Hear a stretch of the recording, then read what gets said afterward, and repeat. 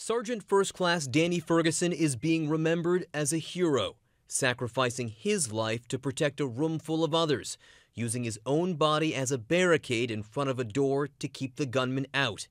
His fiancée, Kristen Haley, was nearby when the gunfire erupted.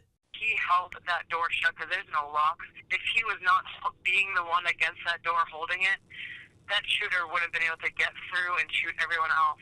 A talented athlete, friends say he was destined for greatness. Ferguson had just returned from a tour in Afghanistan. His fiancée says he died doing what he loved, serving his country. He did have a pleasure serving. This was his life, and he was so proud to be a part of such a great service. A counselor and father of two, Sergeant Timothy Owens just signed up for another 6 years in the Army. Recently remarried, the 37-year-old dedicated his life to helping fellow soldiers. His mother tried calling her son when she heard about the shooting. He didn't answer the phone, so I left a message on his phone. Son, call me so I know if you're okay or not. Well, never got no call from him. I thought, oh God, please don't let it be. And Sergeant Carlos Lazani Rodriguez enlisted as soon as he could, at age 18.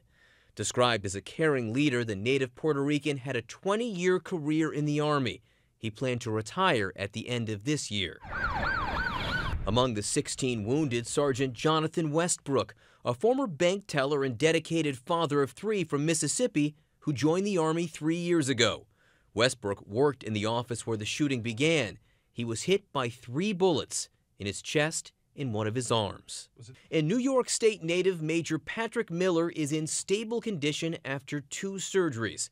The 2-time combat veteran also has master's degrees in business and public administration from Syracuse University. Friends call him the glue that keeps them together.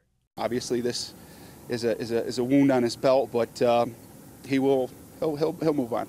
Move on, but never forget.